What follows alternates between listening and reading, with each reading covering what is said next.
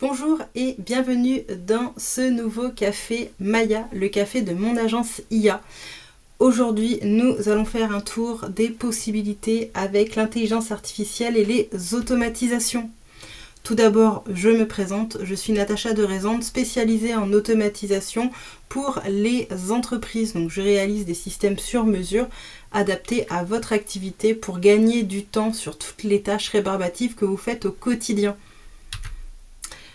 Aujourd'hui, l'objectif c'est en à peu près 15 minutes de voir ensemble plusieurs thématiques.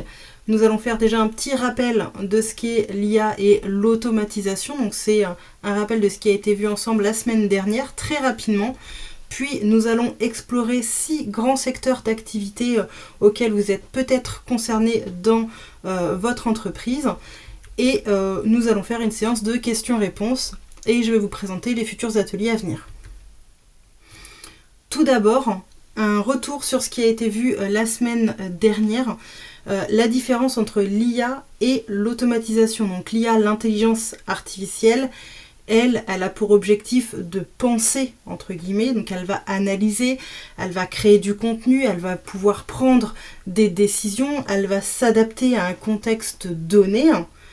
Alors que l'automatisation, elle est entre guillemets bête et disciplinée, elle va exécuter des tâches qui ont d'abord été prédéfinies. C'est par exemple, je prends un document, je le classe. Alors que l'intelligence artificielle, elle va prendre le document et l'analyser.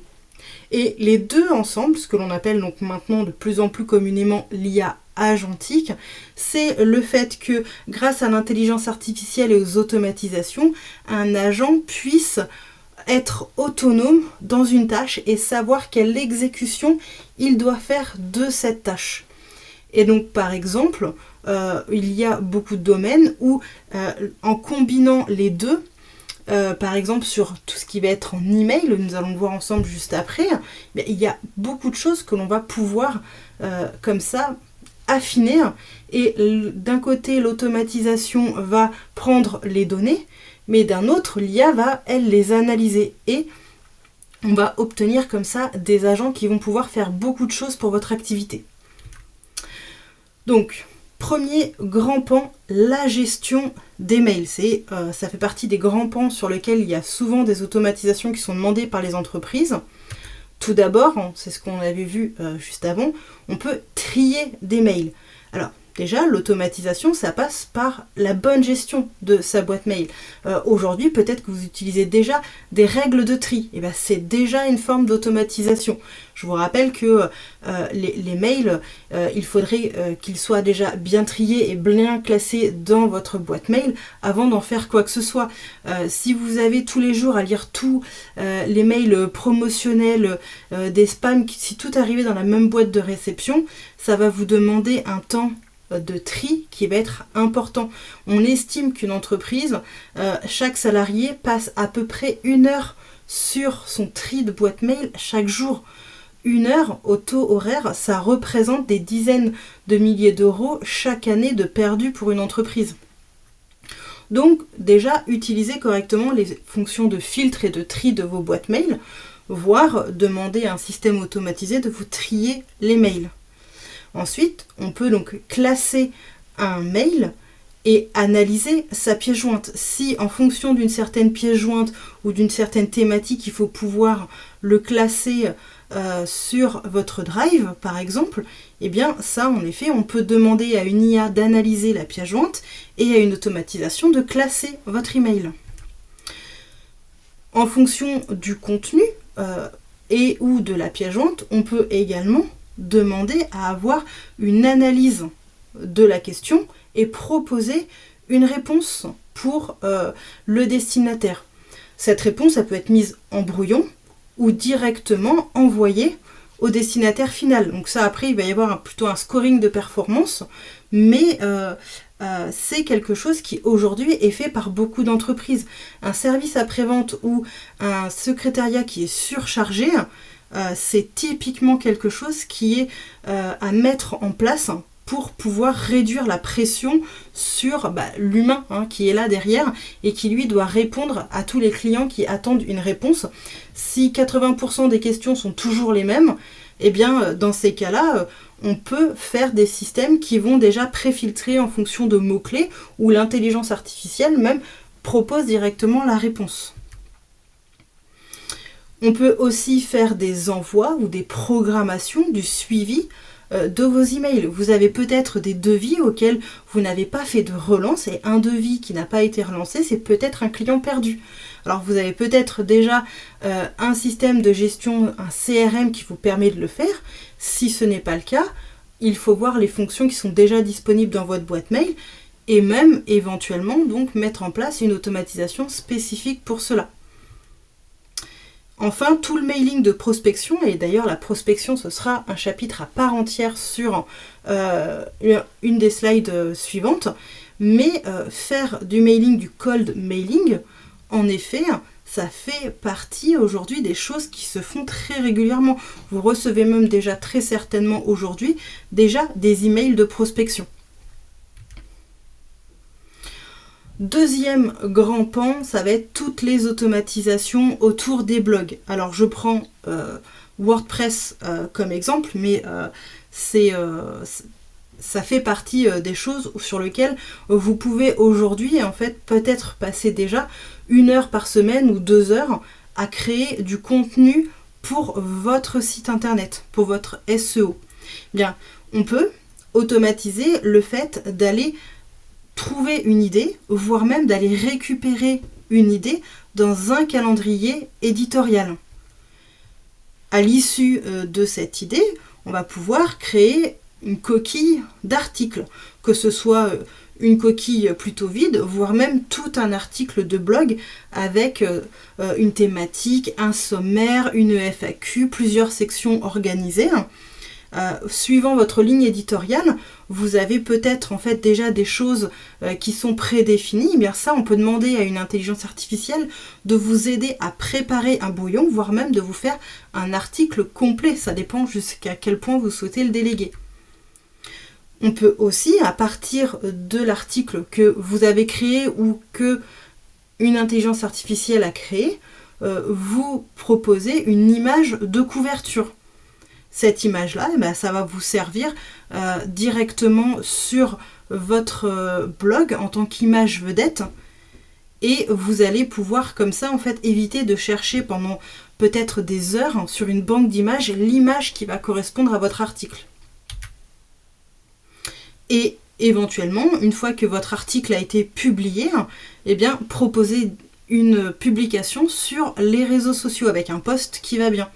Ça peut être fait d'un seul clic grâce à toute une automatisation intelligente. C'est ce que font plusieurs de mes clients, c'est ce que l'on fait aussi parfois en atelier.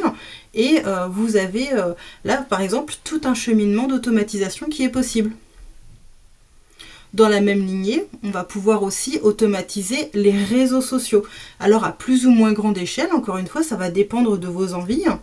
On peut proposer des générations, donc des générations de posts ou des générations de visuels ou de textes, voire même se servir d'un flux d'actualité. Donc les sites ont souvent des flux RSS, ça va être des informations que vont donner les sites internet pour dire qu'ils ont reçu une mise à jour. Eh bien, vous pouvez capter ces flux d'actualité pour pouvoir avertir vos équipes sur une nouveauté, donc faire de la veille, mais également alimenter vos réseaux sociaux à vous.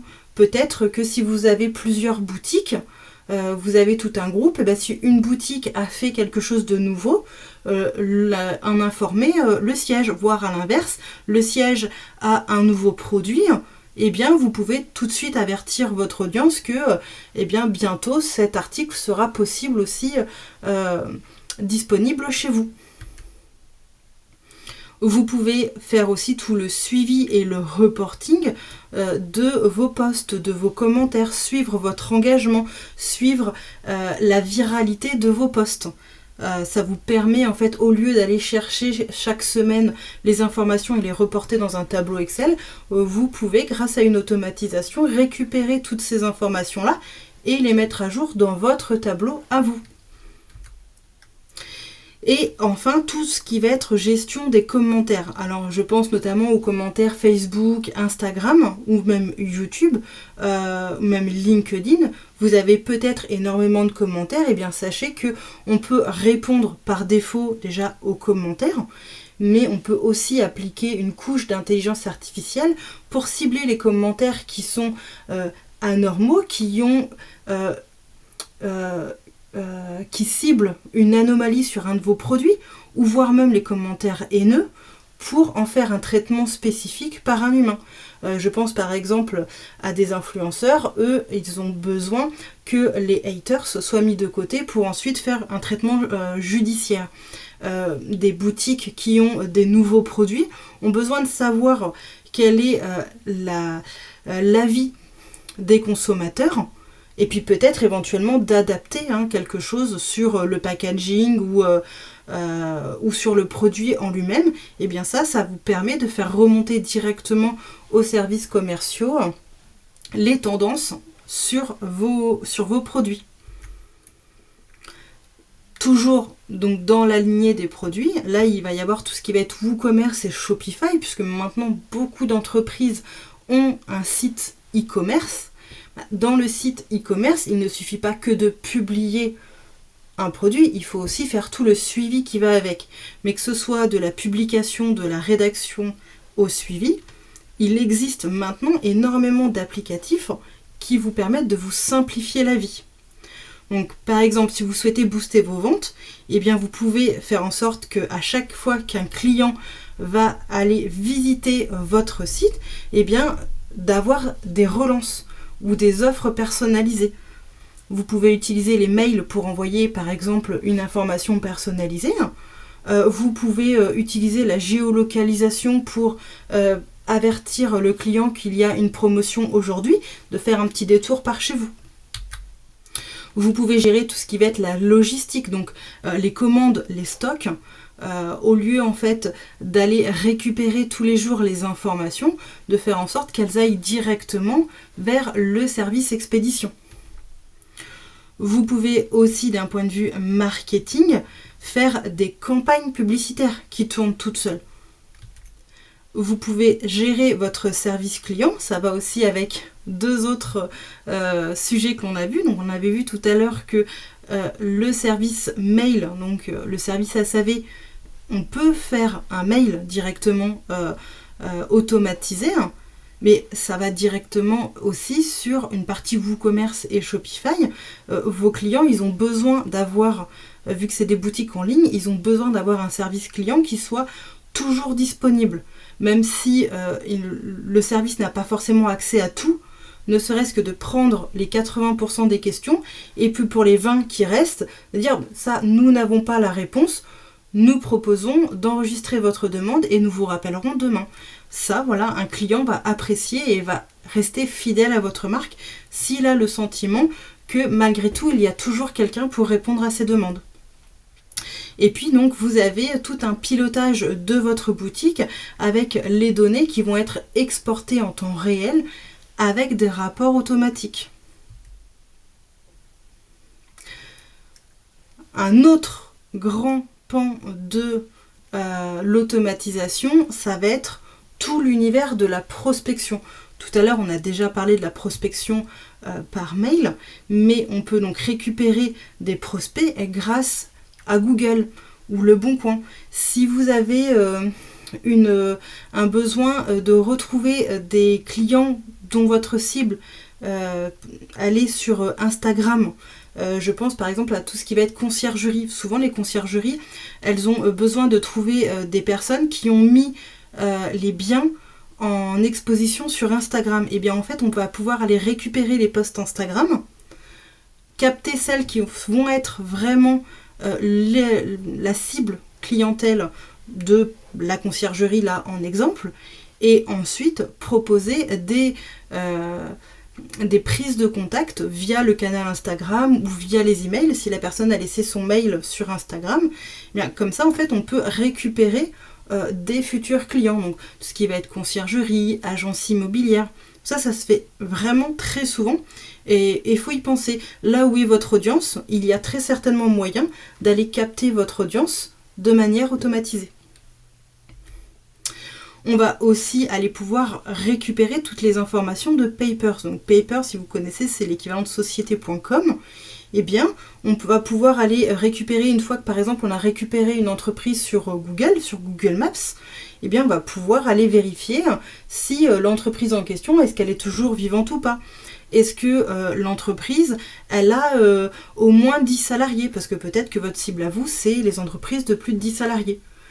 Peut-être que vous avez déjà récupéré un listing client avec un SIRET, ou même s'il n'y a pas de SIRET, mais c'est mieux s'il y a un SIRET, à partir du SIRET, d'en récupérer toutes les informations possibles pour que vous puissiez sereinement contacter le client et puis cibler les clients qui vont déjà vous intéresser. Ça ne sert à rien de perdre son temps sur des entreprises qui ne sont pas votre cible. Si votre cible, c'est uniquement les entreprises de plus de 10 salariés, toutes les petites entreprises, vous allez dans ces cas-là les écarter et puis vous n'allez pas embêter des personnes qui ne sont pas intéressées par votre offre, vous allez directement aller vers votre public cible. On va donc pouvoir comme ça organiser tous les contacts. Donc si vous avez plusieurs fichiers de contacts ou plusieurs fichiers de clients, voir comment organiser au mieux et scinder toutes les informations pour avoir une prospection qui va vraiment aller tout de suite cibler les clients cibles. Les campagnes de mailing, c'est aussi donc ce qu'on avait vu un petit peu en amont. Donc aujourd'hui, malgré tout, les campagnes mail, ça se fait vraiment tous les jours. On reçoit des campagnes de mail. Si ça se fait, c'est que malgré tout, il y a encore de la clientèle susceptible de vous répondre, donc que ce soit de la campagne mail ou même, j'ai une automatisation qui m'avait été demandée, c'est du campagne par fax. Voilà, parce que les entreprises utilisent encore les fax et même ça s'automatise. On peut envoyer un petit fax comme ça rigolo.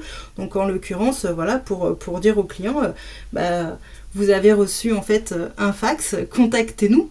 Eh bien, ça se fait encore, voire même automatiser le publipostage pour ensuite envoyer des courriers. Voilà, mais vous pouvez comme ça, à partir d'un fichier client, organiser toute votre prospection. Et une dernière partie aussi qui sera utilisée par la suite, quand on prospecte, il n'y a pas forcément que les emails. Je vous ai dit, il y a les fax, il y a les courriers, mais il y a aussi le fait d'appeler. Ça se fait, vous avez très certainement eu déjà en fait au téléphone des prospections d'IA pour des panneaux solaires, donc c'est pas les seuls. Malheureusement, ils sont pas toujours très bien faits et ça porte un petit peu à discrédit, mais c'est possible. Alors pas forcément même en tant que prospection, mais en tant que rappel de rendez-vous. Voilà, sachez que ça se fait de plus en plus. Il faut quand même que ce soit bien fait et pas trop intrusif. Pour en avoir une véritable valeur ajoutée. Il ne suffit pas d'appeler à tout va, il faut quand même le construire intelligemment. Et donc, dans toute la suite des agents conversationnels, il y a énormément de choses qui sont aujourd'hui possibles. Donc, les appels entrants, donc là pour le coup, c'est d'avoir un agent qui va répondre au téléphone, qui va traiter les appels entrants. Par exemple, si vous m'appelez de temps en temps, vous allez peut-être avoir mon répondeur intelligent qui va répondre à ma place quand je ne suis pas forcément disponible. Et mon agent, en fait, elle s'appelle Maya, elle va répondre, elle va classer la demande. Si c'est un spam, elle va dire qu'elle n'est pas intéressée. Et si c'est une demande qui va être vraiment importante ou un appel personnel, elle va proposer de me le passer si je suis disponible. Et puis, s'il faut prendre un rendez-vous professionnel, elle est capable d'aller sur le calendrier, prendre rendez-vous et me faire un compte rendu. Elle va pouvoir aussi router l'appel à un humain. Dans le même sens qu'on avait vu tout à l'heure, donc il y a les appels sortants, donc là pour de la prospection, mais aussi pour faire tous les rappels de rendez-vous. Et ça ne concerne pas forcément que les grandes entreprises, même les petites entreprises. Mon ramoneur par exemple utilise un système automatisé pour faire rappeler que un rendez-vous est prévu, donc soyez chez vous pour ramoner pour ramener en l'occurrence la cheminée. Même les petites entreprises aujourd'hui ont un véritable gain à utiliser des automatisations. On peut faire donc de l'appel téléphonique, mais aussi de la gestion SMS. Si vous avez besoin par exemple de rappeler un rendez-vous, peut-être que la conversation téléphonique n'est pas ce qui va vous intéresser, mais ne serait-ce qu'un rappel de rendez-vous par SMS, ça peut être intéressant.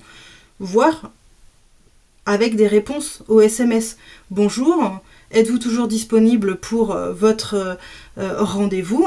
N'hésitez pas à me redire si ce n'est pas le cas, vous faites oui, non, et puis ensuite, suivant la réponse, reproposer un rendez-vous. Ça peut se faire, en fait, tous ces systèmes-là peuvent se faire par beaucoup de canaux. Donc par mail, par téléphone, par SMS, mais aussi par gestion Telegram, WhatsApp ou chatbot. C'est derrière les mêmes réflexions qui doivent être apportées.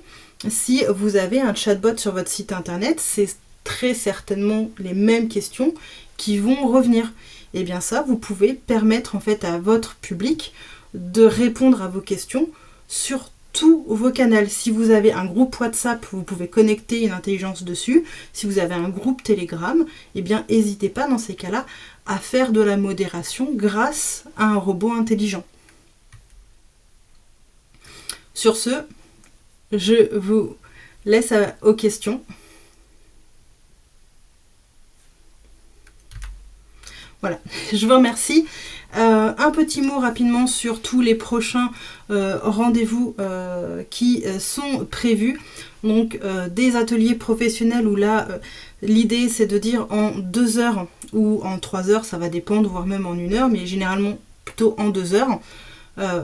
Vous repartez avec une automatisation, une compétence. On automatise directement avec vous, chez vous, une thématique. Donc là, par exemple, il va y avoir automatiser les réponses aux avis Google, automatiser la prospection LinkedIn. N'hésitez pas, c'est sur formation automatisation, il y en a plusieurs. Et il y a aussi tous les prochains donc, Café Maya pendant un quart d'heure. La semaine prochaine, nous allons voir comment choisir les tâches prioritaires à automatiser dans son activité. Donc je vous ai mis comme ça les dates qui sont déjà planifiées jusqu'à la fin de l'année. Un petit mot également pour ceux qui sont donc dans la ville de Saint-Marc-la-Pile en Indre-et-Loire, où aux côtés nous avons des ateliers spécifiques pour le Téléthon. Nous ferons ça avec Laurent Marinier. Nous allons proposer 3 ateliers, donc réaliser des photos pro avec son smartphone, demander ce que vous voulez à ChatGPT et implémenter l'IA et l'automatisation dans son activité. Si vous êtes sur la région Tourangelle, n'hésitez pas à passer nous voir. Je vous remercie et puis je vous dis à très bientôt.